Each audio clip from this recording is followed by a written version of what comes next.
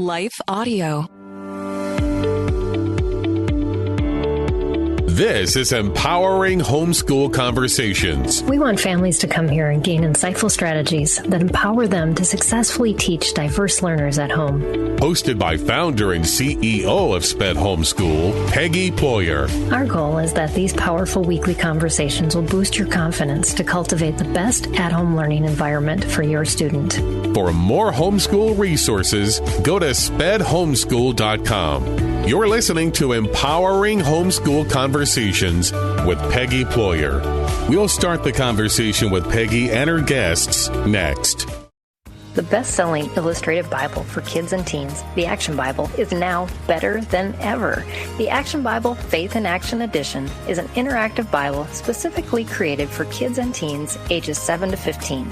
The Faith in Action Edition is designed to engage young readers in God's Word through hundreds of vividly illustrated Bible stories in chronological order with activities and games. Readers will grow in God's Word by using QR codes, providing free access to over 2,000 devotionals, hundreds of prayers, character stories, teaching videos, maps, timelines, and much more. Additionally, the Action Bible Faith in Action Edition allows readers to explore the major themes of the Bible like courage, faith, hope, love, service, trust, and wisdom. Each theme provides practical advice on how to live out God's Word. The Action Bible Faith in Action Edition is the best interactive Bible you can purchase for your child or teen. Purchase your copy today at Sam's Club, Barnes & Noble, or Amazon. Do you ever hear sayings make their way through the culture and the church that seem nice in theory, but are actually theologically problematic? My name is Shara Donahue, and I'm the host of The Bible Never Said That, a podcast where we examine these popular sayings under the lens of biblical truth. We cover sayings like, God won't give you more than you can handle, time heals all wounds, and follow your heart. We also spend time exploring how people use Bible verses out of context. If you want to grow in discernment and truth, join us and subscribe at lifeaudio.com. This is Empowering Homeschool Conversations, provided by SPED Homeschool, a nonprofit that empowers families to home educate diverse learners. To learn more, visit spedhomeschool.com. Here's Peggy Ployer. We are going to talk with a special guest about how she transformed education by defying the traditional education model. Our special guest today is Carrie Beck. She's a homeschool veteran, hostess at How to Homeschool My Child. She's a homeschooling content creator, podcaster at Homeschool Coffee Break, and a homeschool event organizer of 2 annual events, one that's upcoming next week called the Homeschool Superheroes Week, and one that's called Life Skills Leadership Summit in February. Welcome, Carrie. I'm glad to have you on the show again. Well, thank you so much. I'm excited. This is going to be interesting and fun. Yes. This month we focus on just homeschool stories. I think it's important to share our stories, where we've been, what we've gone through, because I think a lot of people, especially when they're contemplating homeschooling or looking at those that have been there, and we often say, "Well, I could never do that," but it's good for them to know where we started and how we were those people that said, I could never do that too.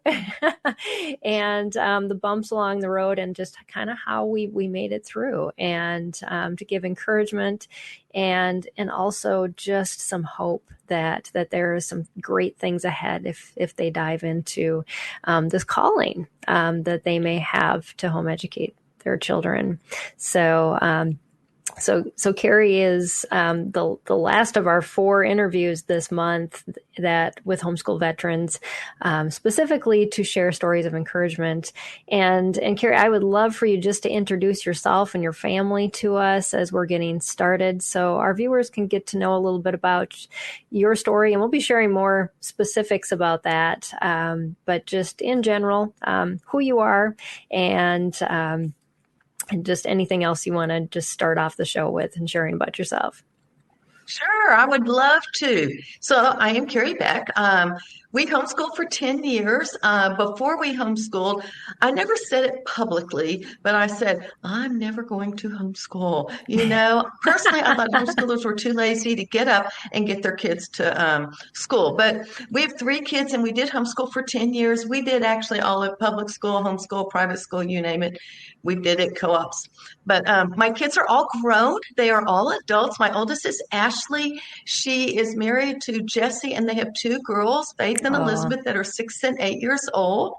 And then I have a middle daughter, and she lives in Austin. I have a middle daughter, Gentry, who is married to Andrew, and they have 2 kids, one 4-year-old little Landry, and well, he'll be 2 years old in about 2 weeks. We're going to the birthday party in Little Deacon. So I'm starting to relive all those things. I mean, actually, I remember Gentry when she was younger, before she even got married. She's like, Mom, I'm just bringing my kids for you to do all the crafts. And I'm thinking, someone that loves crafts, why are you going to send your kids to me? But anyway, so those are my married kids. And then my youngest is Hunter. He is single, and he lives in Houston and works and goes to church and has a great little community there as well. So I'm really blessed because all 3 of them, I live in Bryan College Station, and we're right in the middle of it. So it's real easy for us to get together.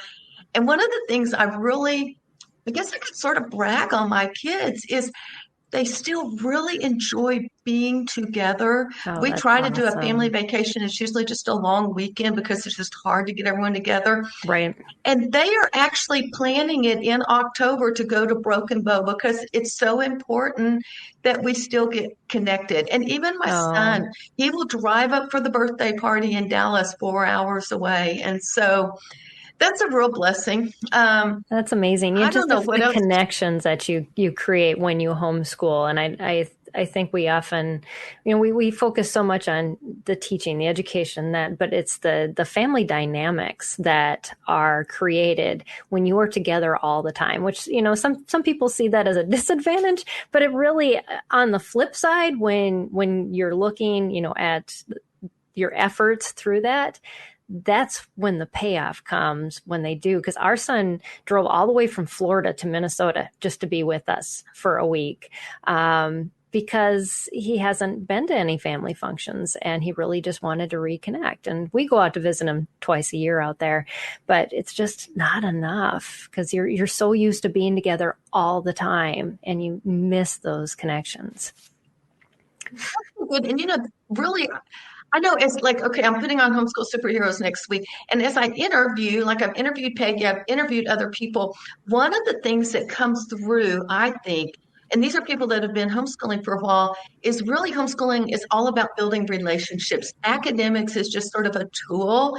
And like what you're saying right there, that is really my heart. I did not know that when we were still purposeful in building relationships with our kids before we homeschooled.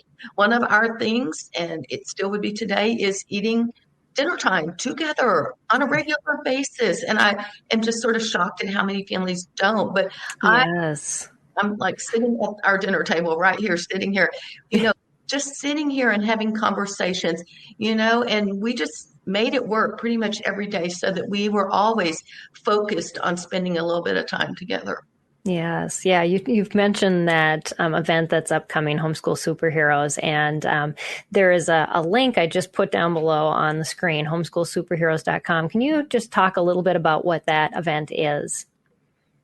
Sure, it is. It's a fun event. It's sort of a back to school chance for you to get encouragement, but we have a variety of topics. We have people talking on how to homeschool encouragement. We have all the subject areas. We call it our daily study hall. And so every day you'll get 2 or 3 of those. They're just spread out. And then we have parenting and faith and planning and organization. And then one day we just have it all together. Peggy's part of this day. Teens and tweens, preschoolers, and special needs kids. So, about when I started 2 or 3 years ago, I actually started this in 2010 and did it for 5 years. And then our business became a hobby business. And then I revived it in 2020 during the pandemic. And special needs, I didn't really have any speakers. So after that, and people kept asking, I kept going, okay, we need to get people on that topic specifically. I know a little bit. I know a lot about education. I can tell you my story, but special needs is not really my specialty. And so that was something I was thankful that I met Peggy a year ago. It was just in one of these about holidays. Yes, you and I'm were just on going to the give you a little show plug. then. Mm-hmm. I was like, this is so cool. And we only live like probably a couple hours away from each Right, other. exactly.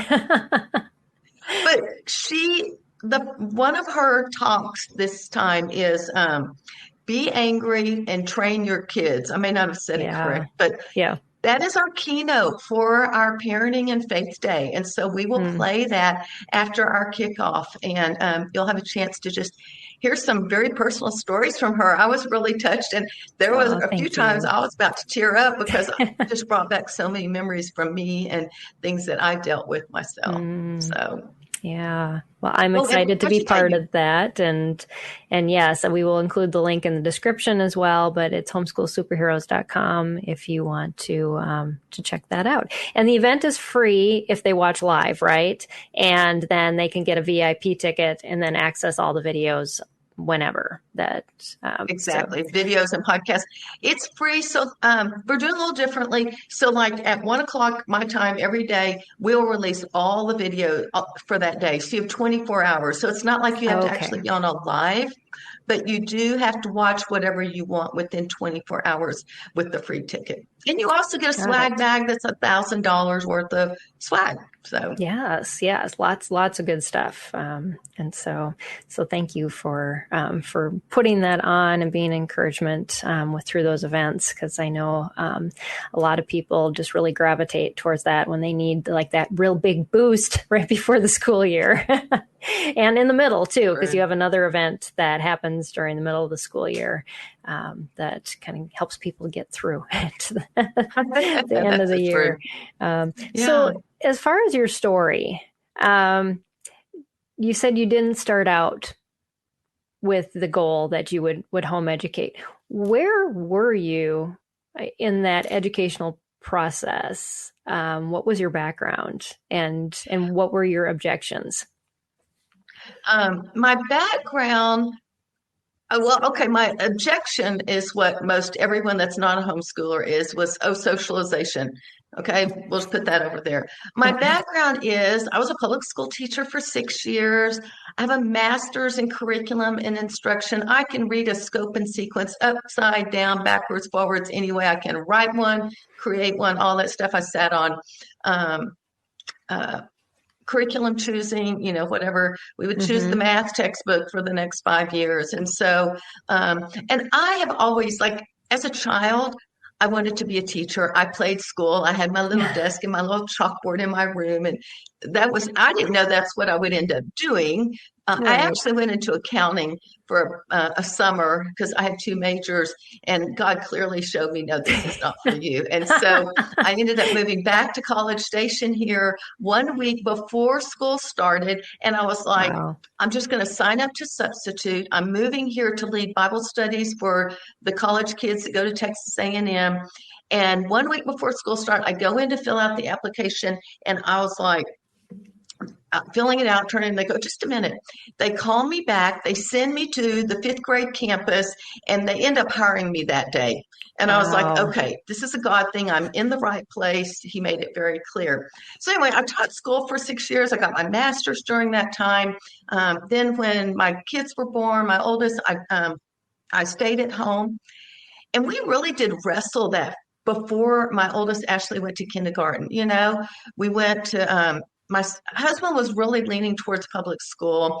I guess I had already started to see things about the public school that I didn't feel comfortable with, but I also wanted to do what God wanted me to do. Right. There's a local, you just, and I do say that you need the freedom to do, we did it all. Let's face it. We did all sorts of things through the years, but we went and talked to the principal at the local Christian school and ended up putting our kids, the oldest there. And really, while she was there in 3rd grade, we pulled her out for a semester because she'd been bullied that year. There were only 3 girls in the classroom, and she was the odd man out. So we did it just as a last resort. And then in 4th grade, we put her back in. And it was a miserable year. I've never seen my husband so upset when we left about February from a teacher meeting. And I won't even go into the details, but I believe God made that not a good year. And I feel bad for my daughter, but Oh, so that we would pull them home. And so we really homeschooled just as a last resort. In the end, we fell in love with it. And all of a sudden, both of us, Steve and I, were speaking at homeschool conferences. Who would have known? Now, wow. I would say, I'm not going to homeschool. He would actually say it publicly in our Sunday school class that he taught. I was like, why are you saying that? But anyway, that's sort of the background. So we just got Right. pushed into it. I will say one thing I did know as a public school teacher, there was one thing I always wanted, and I never really got. I wanted a classroom set of a good book that we could read all together. So there was one thing I knew I wanted to do when I homeschooled, and that was to read real books because their textbooks would get, like the fifth grade textbook, they get 2 chapters of The Lion, the Witch, and the Wardrobe, and then they get another Oh, one, then they get yeah. a made up story. And it just, anyway, I knew that was Right. not what I wanted. After a word from our sponsor, we'll dive back into this conversation. The best-selling illustrated Bible for kids and teens, the Action Bible, is now better than ever. The Action Bible Faith in Action Edition is an interactive Bible specifically created for kids and teens ages 7 to 15. The Faith in Action Edition is designed to engage young readers in God's Word through hundreds of vividly illustrated Bible stories in chronological order with activities and games. Readers will grow in God's Word by using QR codes, providing free access to over 2,000 devotionals, hundreds of prayers, character stories, teaching videos, maps, timelines, and much more. Additionally, the Action Bible Faith in Action Edition allows readers to explore the major themes of the Bible like courage, faith, hope, love, service, trust, and wisdom. Each theme provides practical advice on how to live out God's Word. The Action Bible Faith in Action Edition is the best interactive Bible you can purchase for your child or teen. Purchase your copy today at Sam's Club, Barnes & Noble, or Amazon. Hey Ted, what do you want to do today? Well, Ashley, I've always got work to do, naps to take, but I have a better idea. How about we invite everyone to listen to the Team-Us podcast? I love that idea. Let's do it right now.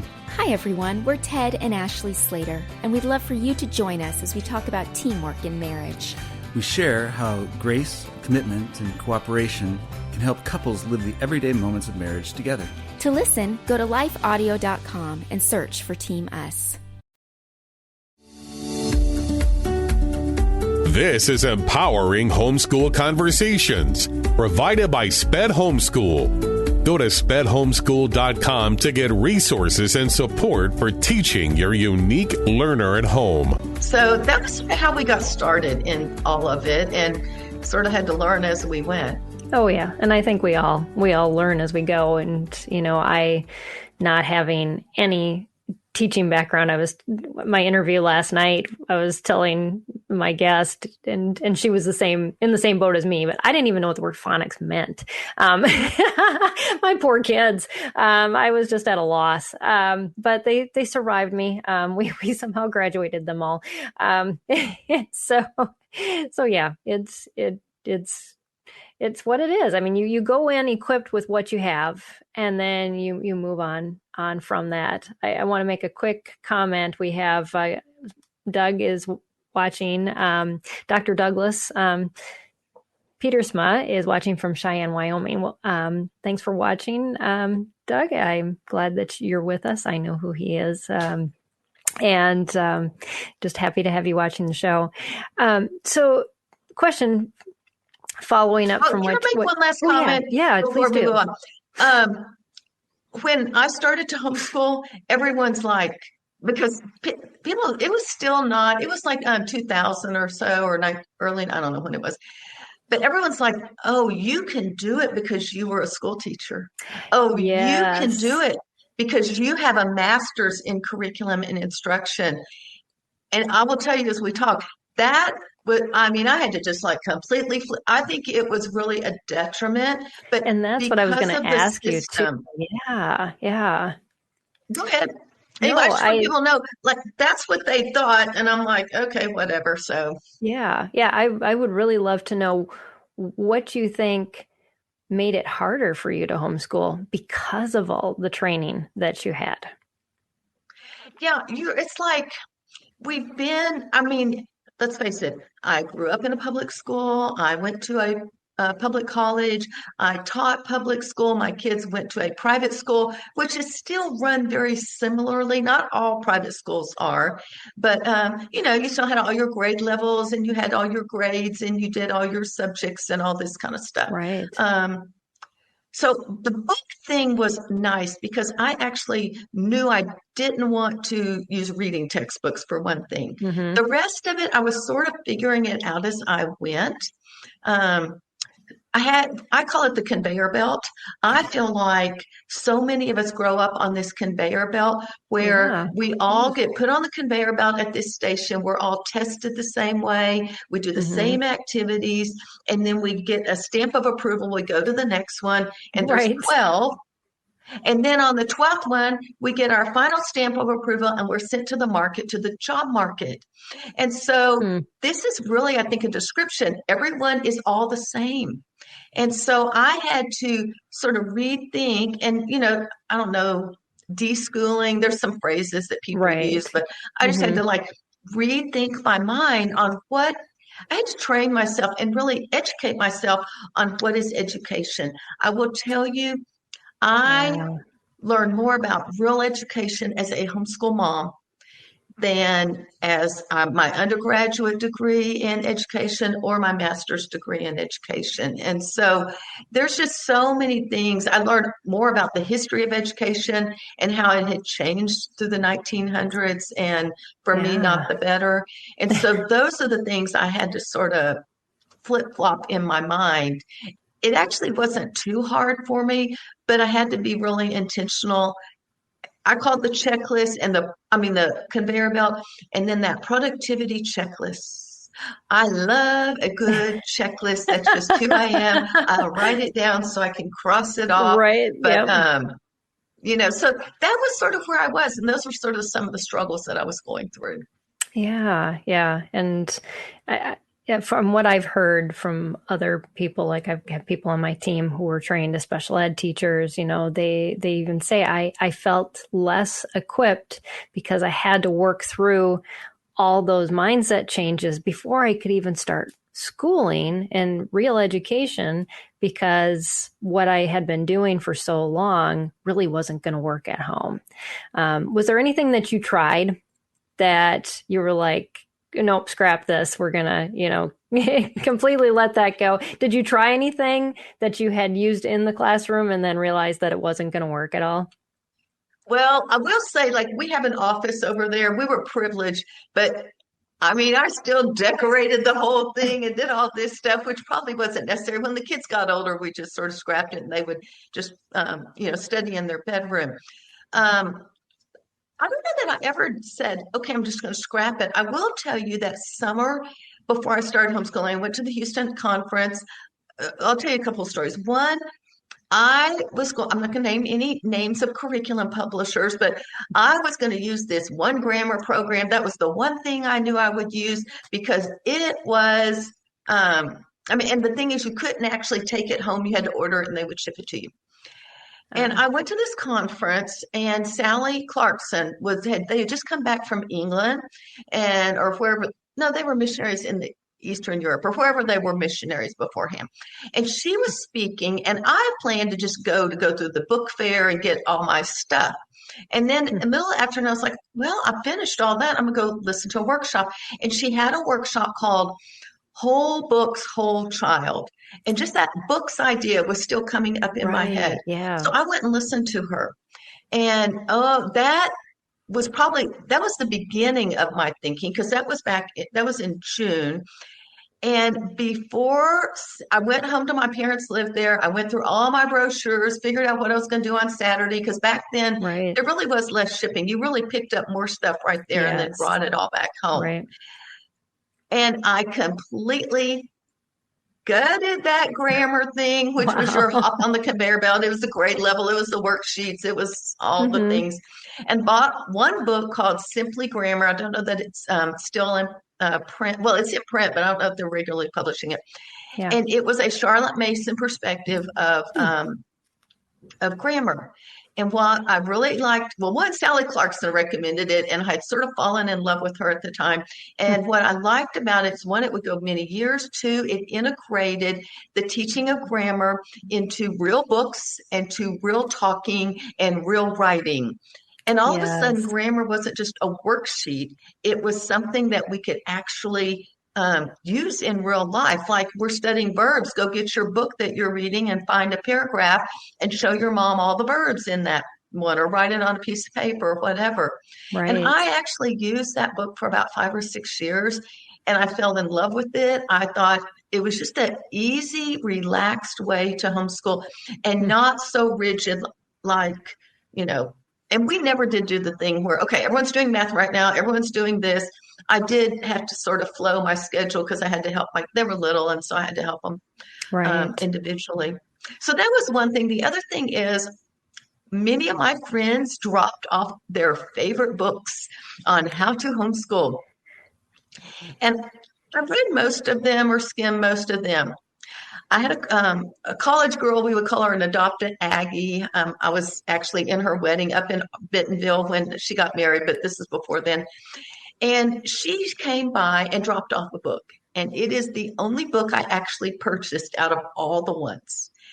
And it was for the children's sake. I really didn't know anything. I didn't know Simply Grammar or Charlotte Mason. I just loved the approach to it and felt like it would have more purpose and intention.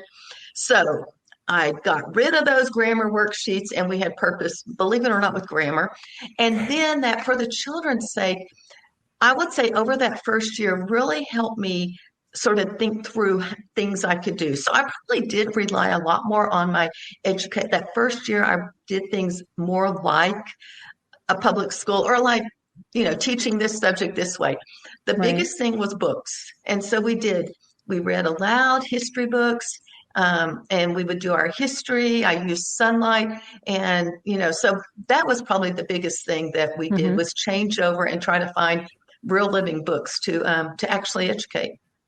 Yeah, I embraced that too. It just seemed to really flow with our kids, and made so many subjects come alive because they were starting to be relational. And it comes back to what we were talking about kind of at the beginning. It's that relationship, and we are wired to have a relationship. And when we remove relationship from the education process, from our family just interactions, and make it all just, it's about getting things done, tasks on a list.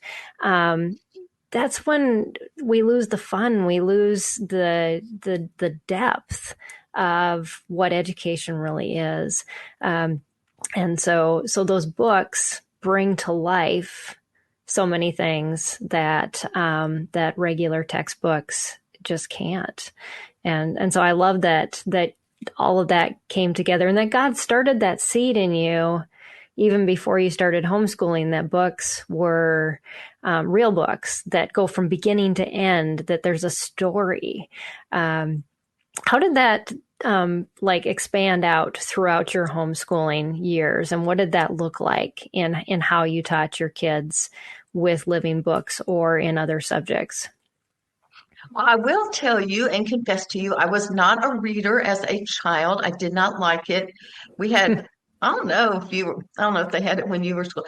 They had this little thing called the Saltgrass Reading Trail. And back in the 60s, the cows, the horses and the cows would go right down Interstate 10 on the feeder road, right by my elementary school. And this was a little thing that would end whenever those people did. So we had September to February. I would read just enough books to be able to fill all those in and get my little prizes. And that was it, no more. If you ask my children now, they're like, she's a voracious reader. We share titles. My daughter just dropped off 4 books in a series. And so we all like to read. But not all my kids like to read growing up either. And I say that just to give you hope, because so many parents want to, they're like, oh, I want them to love this and I want them to love that. Well, Hunter, my son, oh my gosh, I was always searching for something that he would actually read. And when he was like 8 to 10, I can't remember what I found. The Lemony Snicket, I don't know, books. But anyway, I found like 2 series. The rest he would read. We would sit in here and I'd be reading a church history book that was a story, not just facts and dates. And he'd be throwing his ball up and I'd read one page. And this is like a 5th grade textbook. And he was about 5th grade, but we're doing it together. I was like, well, what was that about? I don't know, and he's a smart kid. Like he made really good grades. But anyway, so I had to sort of rethink what to do with him because he didn't. And so some of the classics that I would have thought he would have loved to read, he didn't. And so I had to be flexible with that. And just because there was something written on, say, a 5th grade reading list, I had to pay attention to his individual interest and concerns. Ashley loved history. And so that was something that was easy to sort of tie in. Gentry, she would read anything and everything. So although now she does not read nonfiction, she'll tell me, she goes, I do, but I'm not really into it. So, okay.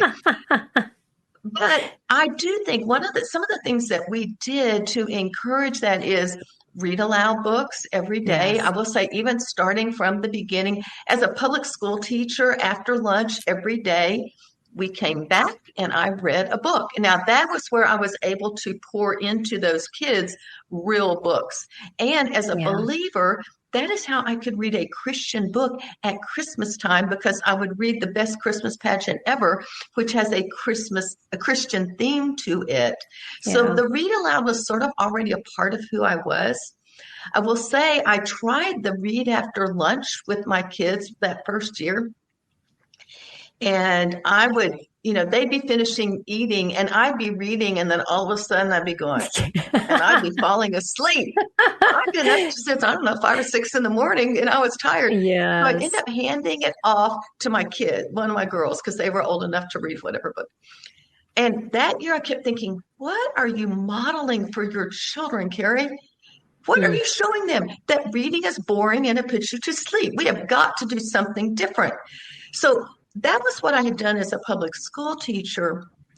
The next year, and for every year after that, the very first thing we did every morning when we all got together, that relationship building, was to read aloud. It was basically 1 hour. Some people call it morning basket, morning time. I ended up calling it family time. And I used it for a variety of things, and it changed. The kids, especially younger, they would all pick a poem and read a poem out loud to us, and practice some of that. If we were doing a Bible study, we may do that. We might do art appreciation one day or music appreciation. We would sing a hymn every day, but the last 30 minutes of that 1 hour was always read aloud. Now, I will tell you, not only do you have to de-school you and change the way you do, my kids were like, what if we don't get our math done if we do read aloud first? What if we don't get this done? And I'm like, you know what? This is what's important. And I should back up and say, we did our family devotions at the breakfast table. So I don't want you to think that we were ignoring God, but we had done that. But I said, you know what? This is Mom's decision. And if you don't get your math done because of read aloud, then we'll deal with it and it'll be okay. So sometimes we even have to retrain our kids, especially if we pull them out of the public school. They have that public school mentality. So it's not just us. It's them as well.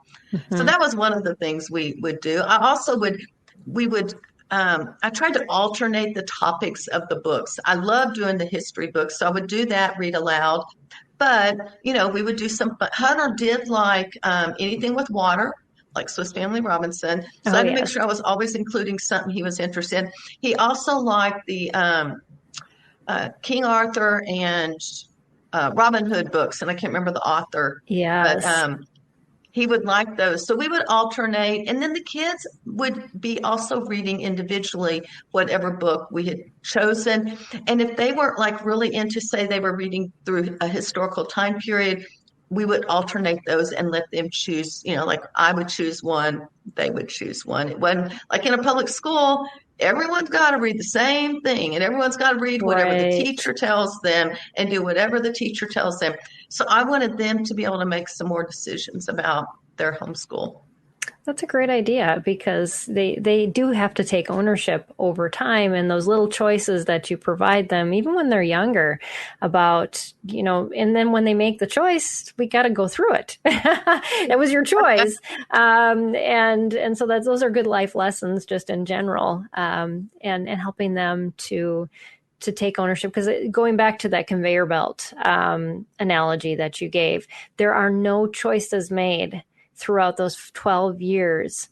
And then all of a sudden our students graduate and we say, so what do you want to do? And all of a sudden they have to make this major life choice after never having been given the ability to make choices for so long.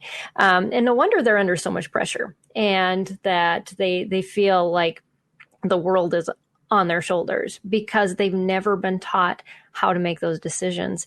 So you just naturally integrate. And I think most homeschoolers do, if we let go of that traditional model, that we have to give ownership, and our kids have to become lifelong learners and in and through that process. So I'll throw one more idea on ownership that parents are like, oh, and this goes against that conveyor belt. When my kids got into ninth grade, up until then, I would plan their lessons and we would talk about things, but I was the one writing it down on a little chart so they would know each day what they had to do on their own. Right. In ninth grade, they got a blank chart, and every Monday that I would sit with them and we would talk through. And pretty much after a semester, they could do it. I would still touch base. And really, after the first year, they could plan their years. They made choices too. Yeah. Ashley never finished Algebra 2. She got a college degree in a year and a half. So we did things very unusual there. But like Hunter Gentry knew she wanted to go to Texas A&M, and so she knew whatever she chose was going to be the things that had to go there. And so she had already thought through that. Ashley and Gentry wanted to take an astronomy class, so we signed them up, and that was on their transcript as a science person. So we had a humanities class that was required, so that would cover your literature and your writing and your history. But after that, they made decisions about, what they were going to study and what they were going to do, which again goes back to ownership or taking leadership in your education. And that is very different than that conveyor belt. Absolutely. Yeah. And it makes it so unique too, because they then pick and choose, knowing where they're eventually going to go, what they need. And it isn't so cookie cutter. And as I've interviewed people like that are, hiring for jobs or doing college entrance, applications and looking at transcripts, they said the more unique and the more specified that those transcripts are and the courses that your kids have taken, the more likely that they are going to be singled out as somebody exceptional because they didn't follow the cookie cutter conveyor belt. That is so good. I hadn't thought about that. Yeah. And yet the whole mentality of the traditional education model is we just have to do it right and do it like everybody else. But when our kids graduate and they go into the work field and they, become who they've been studying to be, that's when their uniqueness is so important. And so we aren't preparing kids for that transition to be the best they can be. We're just teaching them how to be like everybody else and then expecting that they'll be different when they come out on the end. That is so true. And, I think it is hard for moms. You said something about, moms are like, okay, are my kids going to be okay if I tell me exactly what to do so my kids turn out okay? Yeah. And that is a lot. I mean, there's two factors. One we've talked about is really getting to know each of your children. And like Ashley got a college degree in a year and a half. We were in Idaho at the time. We weren't really ready for her to come down here and be by herself. And so she did a distance learning college degree. When she came down here, she got a teaching certificate and taught at-risk kids in the Texas public schools here. The other two went and got a traditional 4-year degree. But one thing, it's so part of it's knowing your kids. The other thing I think is Yes. important is trusting God for your kids. Oh, so And true. it Yes. is so hard. And I have to be really honest. I feel like I preach this to my homeschool moms. Okay, preach may be too strong. But I share, I'm like, do this. I don't know that I did that as well as I would do it today. I've walked through a lot of things in the last Right. 7 to 10 years. I think I would have trusted God more. Now, that doesn't mean I didn't pray for my kids, but to really be trusting about each year and even through the year, what should I be doing? How should I be spending my time? And Right. I really think one of my students, mom students, said, Carrie, what makes you different is you're always telling us to have faith that God's going to show you exactly what you need to do. And she goes, that has just helped me so much. So I would just say, if you need to rethink and retrain, get to know Right. your kids and what's good. But I still say, go back to God. And I will say, I mean, I know I prayed and I know I trusted God. I just think I would have spent a lot more time in prayer. I guess if I had had more time, because when they're all little running around and you're going crazy, it's sort of hard. But that's just It's those something. arrow prayers. It's just help me now. I know. So anyway, that would just be one thing to encourage you when you do have to rethink the way you're homeschooling and get off that conveyor belt. I think God's the only one that's going to see you through. Absolutely. He created our kids and we so quickly forget that because the security of the traditional education model seems like it's just such a good anchor. And yet it is not. That is your sifting sand. The anchor is in God who created your kids, who knows their future already, and knows exactly what you need to do to prepare that child in the way they should go. And if we listen and we rest in that, that is where the power comes in to really parent and educate our kids and prepare them, because we just don't even know what's coming about. Where my kids are right now as adults, I would have never guessed. In the perfect world, I would have had, all these little things happen in a line. And when tragedy strikes, when a pandemic hits, when new diagnoses come up, and have I prepared them? Well, if I listen to God, yes, I have. But if I didn't, no, I didn't do my job.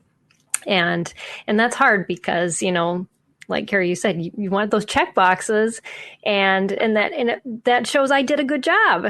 But God's way of showing us we did a good job is very different. It's just being obedient and listening. And so I'm excited that you're preaching that, yes, preaching to your community, because it's important. I know one of our talks in Homeschool Superheroes is most important subject to teach. And I don't really, in the description, we don't say what it is, but it's the Bible. And, that is something else. I mentioned it quickly about read aloud, but truly, I did not give God his due. Really the most important thing we did every single day was have some sort of family devotions usually around the breakfast table. Yeah. When Steve came home and was working from home, he would lead it. I'll just tell you a quick little story. We sort of, when the kids were little, we're talking 5 and under, we sort of did this about family devotions. And I was like, I think we should do it on a regular basis. And he's like, no, we'll just do it as it comes up each day and whatever. And I tell the story with full permission. Okay. I'm not trying to put him down. I will tell you, both of us have told this story, our own versions of it at homeschool conventions too. But, I did what every good wife does. I went nag, nag, nag, nag, nag, and that did nothing. And so I was listening to a James Dobson. It was back when we listened to radio, and it was just a few blocks away. And the lady was saying, don't nag, you need to pray. Yes. And so that was the day I quit nagging him about family devotions. I would still lead them when he would go off to the office, but I waited till he left because I didn't want to just put it in his face. I wanted to be respectful of him. And let me tell you, it did not change in a day, a week, a month, or a year. It was actually several years But when he got on board with family devotions, he was all on board. And so, and he would, I mean, I'm just sitting at the table. He would sit right here at the head of the table and he would lead it. And he did such a better job than I did. And so both of us landed in the same place, obviously different routes to get there, but he would say the same thing, family devotions. That is what we need to do, is pour Jesus into our kids. Now it would look different at, a 5-year-old than a 15-year-old, but I will challenge you this. I just read a book called Together. And it's a mom that asked her husband, hey, I'm really having a hard time reading my Bible. I'd like to read the Bible with the kids 1 chapter a day. What do you think? If I say I'm going to do it with the kids, I'm more likely to get it done. They decide yes. Her oldest is 4 years old and her youngest is a baby. And she tells the story. She's like, wow, I'm reading, hey, Mom, can I have another cinnamon roll? And then she reads, hey, Mom, can I have this? And she's like, this is a failure. She goes in the kitchen, she cleans the dishes, and in the other room, the kids are acting out Cain and Abel. So your kids are never too young to actually read the Bible itself, not a Bible story book, which I think there's still a place for that. Right. So I would just really to challenge you that keep the most important thing, and really raising our kids to know God and love God. And you can't force it, but raising them to know God and giving them those opportunities to be with them. And so to spend time as a family in God's word and singing and prayer and all of that, that is to me the most important thing. Yeah, absolutely. Because life happens, and those are the grounding things that decisions get made upon, that truth is held up, and all these facts, whatever that comes at us is held up against, if that's our foundation. And we want that for our kids too. And I remember my kids, we did a lot of character training, and that's my whole talk about anger with Carrie kind of focuses on that. But my oldest son asked me at one point, why does it always come back to God? And, what a good invitation to start talking about, that. But it's because life is about God. He made us, and, you have those deep, good conversations. And I think he was maybe 6 when he asked that question, and so the opportunity, because you spend so much time with your kids, we have time for those questions to cultivate and for us to then dive into them and help them, those seeds to grow. Otherwise we're racing off. And I see this happening so much now with kids, going to school and then activities. The parents barely get to spend any time with their kids in general. And homeschooling kind of flips that. What's one of your best memories of just family time and learning together?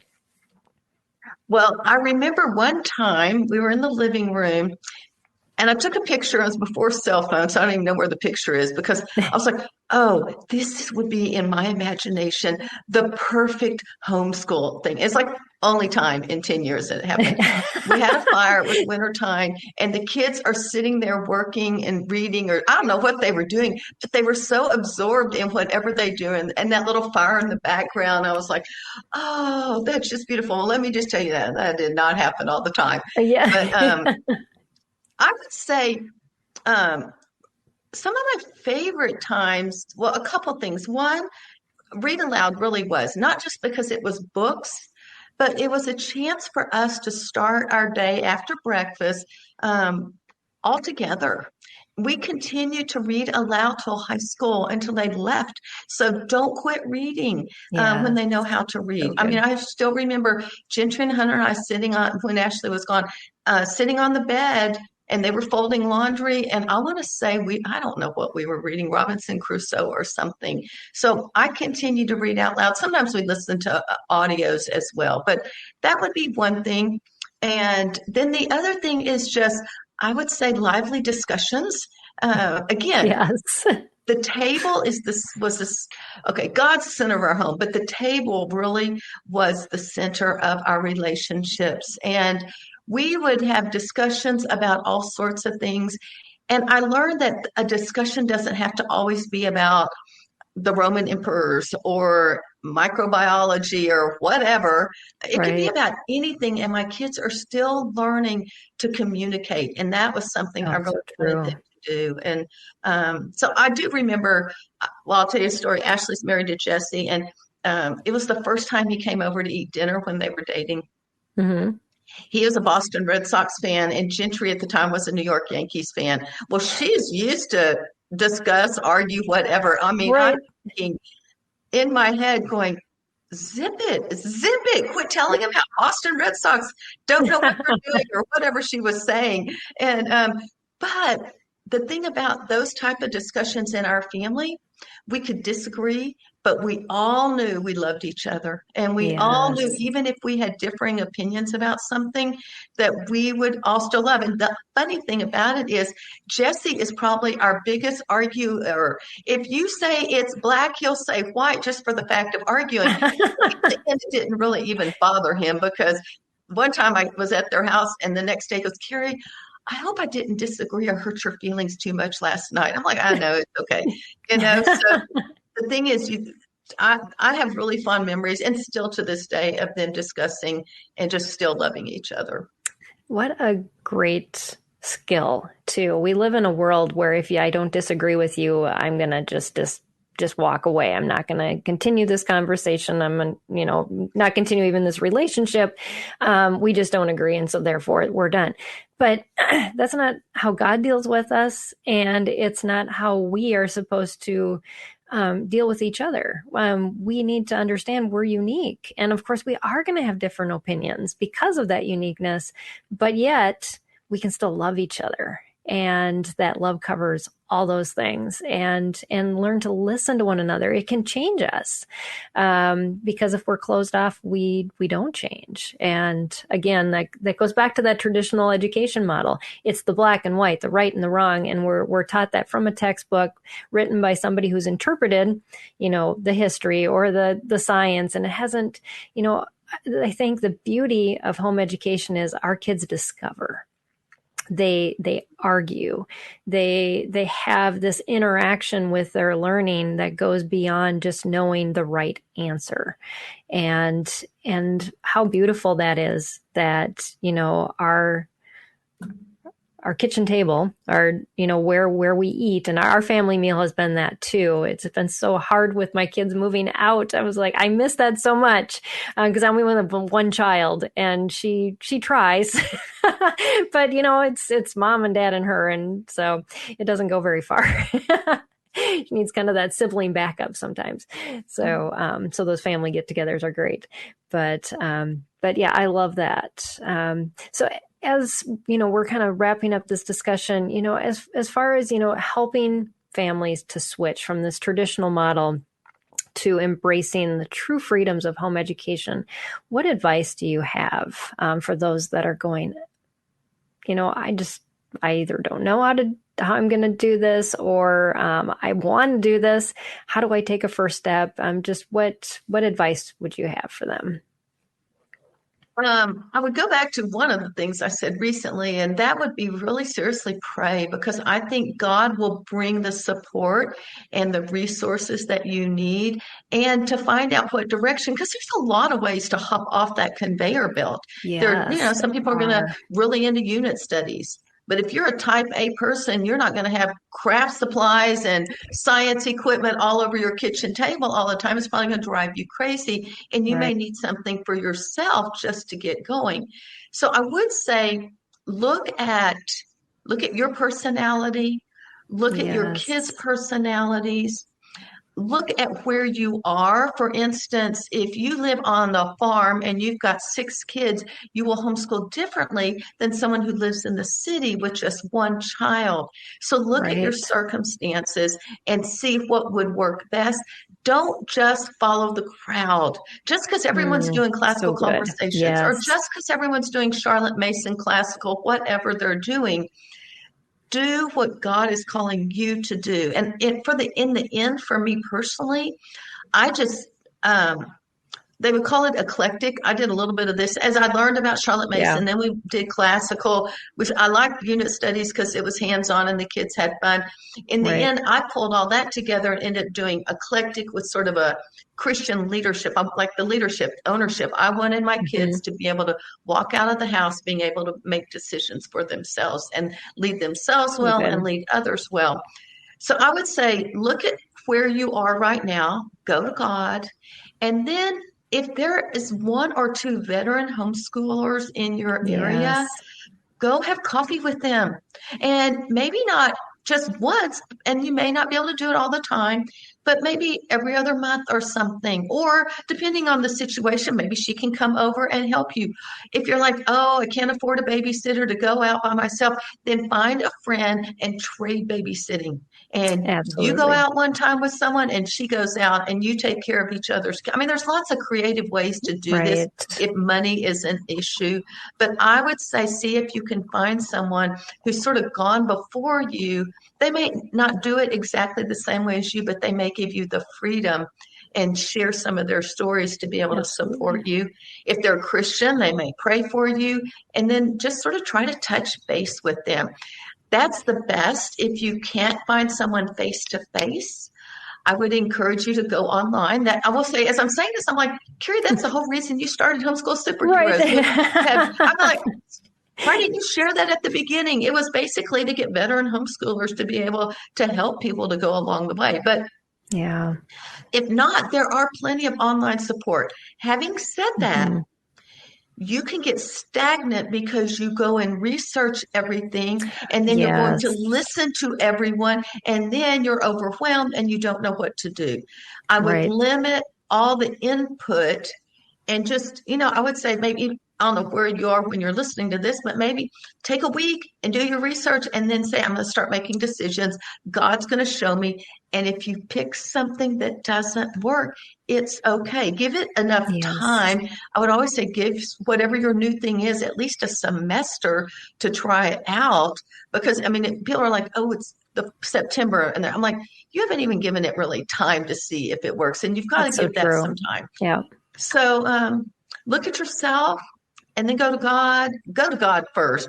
But in going to him, say, okay, here's where we are and see what he has to say. Find some veteran homeschoolers that could support you. And then just don't get stagnant. And there's a word about information. I'll think of it as soon as this is over. It's about information overload and just not being able to take the next step because you have too much information. So those are just a few ideas.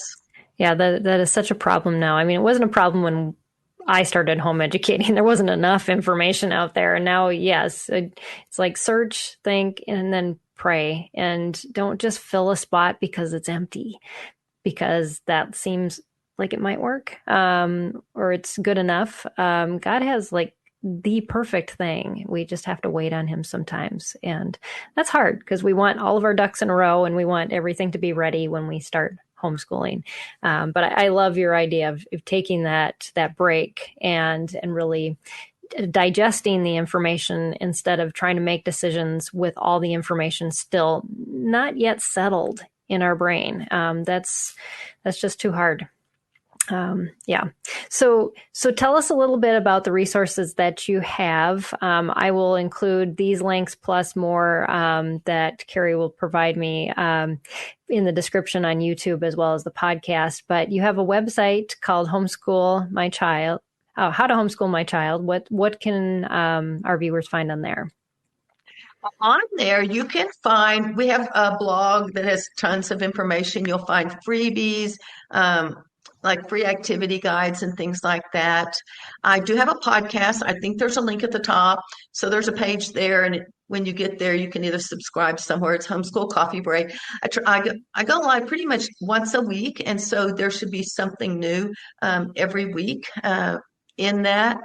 And one of the reasons, I sort of like, once I picked the name, then I was like, okay, now what does it have to do? But one of the things, moms are overwhelmed.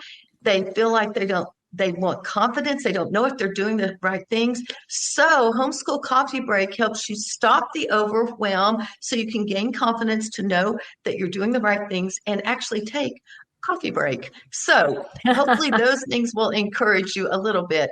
And then I do have a store there. We have lots of unit studies and mom helps, like Busy Mom Helps and Drama Free Mom. And then our main course that I actually sell is Raising Leaders, Not Followers. And it is a 6-week course that will take you through. We really start with that conveyor belt thing, because that's what I had to do, was hop off that conveyor belt. Yeah. So I sort of tell that as stories, and then we go through 5 steps of raising our kids in Christian leadership. That includes moms, character building, love of learning, lifetime learning, and then those critical thinking, decision making skills, especially with the older kids, in hopes that they can really take leadership. They may not be the CEO, but they're probably going to be a mom and a dad, and they're going to need to be able to at least lead their family well. So hopefully these will be tools that you can use as you homeschool. So it's basically a process of ways that you can homeschool your kids and have them ready, like Peggy said, so they can actually launch out into the real world and have a little bit more confidence. Absolutely. And then you have an event coming up next week, Homeschool Superheroes. Again, tell us about that. Well, it is. I will say you can get a free ticket. So that's one really good thing. And you don't even have to travel anything. It begins actually Sunday night. We have a kickoff. Every day I give a story, Superheroes of the Faith. I started this last year. So I will tell a story of someone either currently or in the past that was a superhero of the faith. And for instance, I talked about William Tyndale, how he was always on the run when he was translating the Bible into English. And so that's more of a story. And so we have a kickoff Sunday night. We'll go through everything about how you get the most out of the event. Every morning I will have a kickoff. My prayer partner is Jan Burt. So we will talk about, I'll do the superhero of the faith. We partner with a group called IAC. I donate 5% of my profits to this group that works to make homeschooling legal around the world. And then some of our speakers donate 5%, and I match that 5% just to help. So she tells one story every day about a country in the world and where they are with homeschooling. Some are praises. The government has made it legal. Some are prayer requests. Things are changing, and you think it's illegal in strange places. Like France has really tight restrictions, and England is starting to a lot more. So she does that, and then we pray. And then at the next hour, we run the keynote. Peggy will be, I think, Thursday, but Thursday. And then we have a prayer room where people, if you want to come in, it's a private, confidential, not recorded room that you can go, Shan can pray for you. And then at 1:00 Central Time, we release all the sessions, and you have 24 hours to listen to them. We have almost 50 speakers and 80 sessions that you can listen to. And we have a Facebook group, and some of our speakers will go live during the week. And so you can actually go in and listen to them and ask specific questions. And we'll have a schedule of all of that when you sign up. Very cool. That's such an amazing opportunity. So take advantage of that. That's homeschoolsuperheroes.com. And then finally, you have a family business help website, familybiz.com. Can you talk a little bit about that too? Yes, this really started back when we were in Texas. My husband, we were moving to Idaho for him to go to seminary. He had a remodeling contracting business here in town. Well, you can't really take your clients up to Idaho and remodel their homes up there. So we ended up building a business that was online. Steve started teaching teenagers how to start their own business. We developed this family eBiz site. And so now it is really directed at online businesses, but it is so families, moms, dads, whoever wants to start an online business, and we will give you tips and tricks on how to do it. We do have courses as well. But again, on Mondays, right after my Homeschool Live in our Family eBiz Facebook group, I go live and just talk about, either getting started or a marketing strategy to build your business. We have people that are getting started all the way to, we have a few that are full-time as well, but most of them are in the getting started and the part-time income level. This is also a great place if your child or teenager is interested in having a business. They could come on and learn about it and get started as well. My hopes is that we might actually do an event for Family eBiz, but my bandwidth is only so much, and I don't know that I can add another thing to it. So totally understand. So that's familyebiz.com if you're listening on the podcast. And again, that link will be in the description. Well, thank you so much, Carrie. This has been such a delightful conversation, and just all that you've had to share, encouragement as well as just changing our perspective of what education truly is and how to embrace just the beauty of home education from just the lessons learned in your journey. So thank you for being open and sharing your story. Well, thank you so much for having me. I enjoyed this a lot. Yeah, this was great. And this interview now concludes our veteran homeschool interviews as far as this month. Although next month we are homeschooling another homeschooling veteran mom who has advice to share with you about how to go all in and homeschool and persevere to the end. She had homeschooled a student with a learning challenge, and she just wants to show you, give her life as an example to help you to persevere, because I know some of those days are hard, and we get it here at Sped Homeschool, and we just want to encourage you in that. So I just want to thank you all for joining us. Thank you, Carrie. Audience, check out Carrie's resources. You'll definitely just love all that she has once you start diving into it. So check out her links that we'll provide in the description or that we just shared. And also visit us at spedhomeschool.com for other resources for home educating your struggling learner. So thanks again, Carrie. And thank you all. We'll see you again here live in a couple weeks. Until then, God bless. Bye, everybody. I want to take just a second to thank the team at Life Audio for their partnership with us on this podcast. If you go to lifeaudio.com, you'll find dozens of other faith-centered podcasts in their network. They've got shows about prayer, Bible study, parenting, and more. This has been Empowering Homeschool Conversations with Peggy Ployer. It's a crazy world out there, moms and dads. I'm Catherine Seegers, host of Christian Parent Crazy World, the podcast that tackles tough topics to help you be a godly parent in an ungodly world. Subscribe at lifeaudio.com.